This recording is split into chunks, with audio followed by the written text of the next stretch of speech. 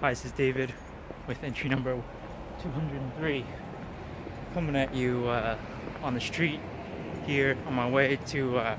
So I wanted. I decided I may get coffee still, but I decided that more than coffee in Asia and started in Japan.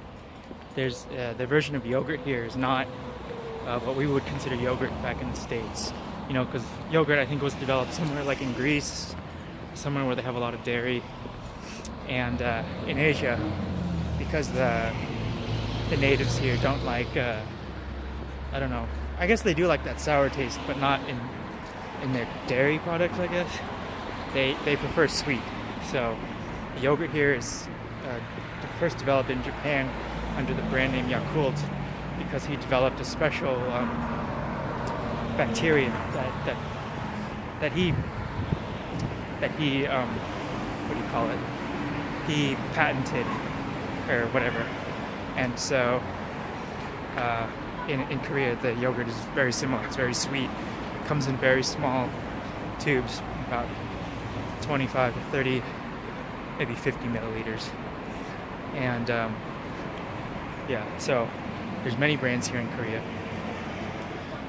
To find the actual Yakult brand is actually a bit of a task. Sorry about this. I'm walking by a nice group of elder women, and so to find the that Yakult brand, you have to go to like the traditional little street vendors, which is a little shaky for me. So I did find a brand that I like, but it seems to only be sold in the Taekji area.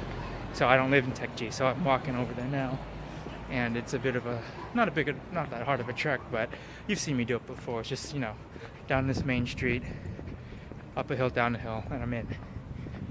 I was debating going to get coffee, but now I've decided against that in favor of drinking my own coffee, which is, you know, arguably better. But I think that could be. Oh, there's the guy. You can't see him, but he's over there. He's like on a hybrid bicycle.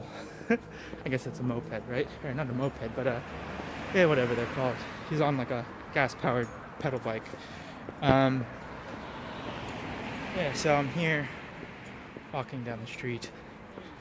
It's pretty quiet Sunday here in Gangneung, and I just wanted to say, what I wanted to say, because I started recording because I, I don't know, like,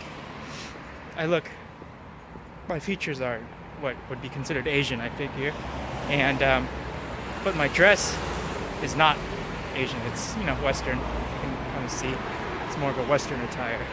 But I was just on the walking around the street, and I was at a big intersection, and a little kid rolled down the window. I was smiling at him, and he rolled down the window and said, you know, he yelled hello to me, and I just found that hilarious. That I was such an easy mark, even for just a little lad. He was able to read me like that. I'm now crossing this very busy street here with the light. But yeah, I thought that was pretty funny, and I wanted to kind of document that. Sorry, now the sun is turned on my head, so you might get blacked out a little. It's more dramatic, right? Having this whole side black. But yeah, it was funny, and I'm actually about a quarter way there. I could probably stop into this Nonghip Mart and find what I want, but I'm not going to do that because this requires me to walk another 3/4 of a mile, and I figure it's good to get the exercise in. Also, as you've noticed, it's very sunny, it's very bright, and it's actually a little bit uncomfortably warm. It's in the high 60s, which is very warm, and I'd much prefer it to be back down into the 40s, but you can't always get what you want, right?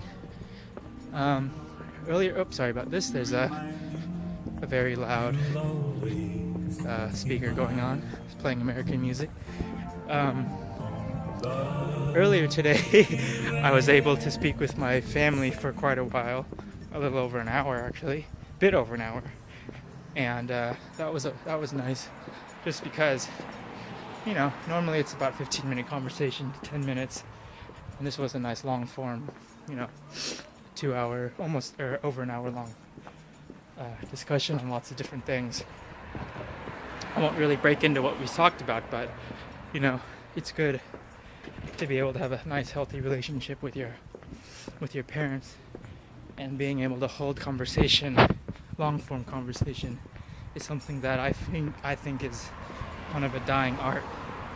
And people who are able to still do it, give you respect, because it can be a bit of a challenge, but if you're able to do it and do it eloquently, there's nothing better than really breaking people down, or not breaking people down, but breaking subjects down, and with people who are fun to talk to. Yesterday, speaking of what I just said, I met up with the Mormons, and really kind of took them to task on a couple topics. Now, sorry, I'm walking kind of fast, so that's why it seems like I'm out of breath. So basically, what I really tried hammering them on was the fact that the choice of choosing to believe in Jesus Christ is more important to, I think, a lot of Christians than the actions or the life that someone leads. What I mean by that, and I'm going to take this to the extreme because it's the easiest to demonstrate the kind of, not hypocrisy, but maybe foolishness of that belief, is that you could have someone who's very, very, very Christ-like in every aspect of their life. They give to charity, they're kind to strangers, they love everyone.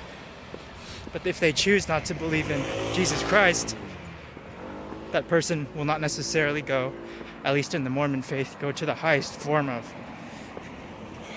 heaven, of which there are three. And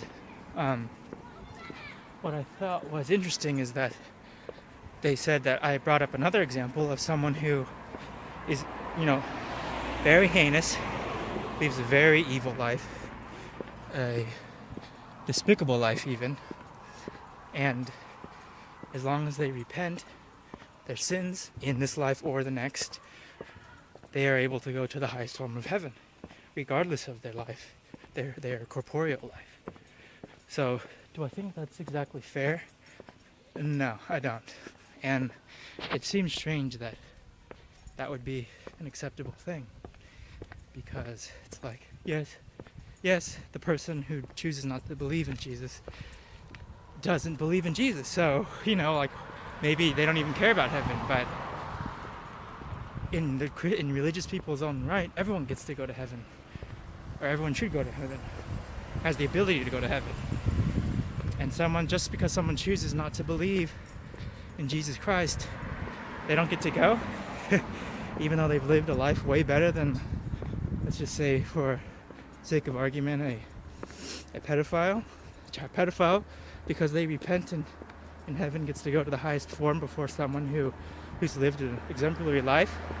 Does that seem fair to you? I don't think so.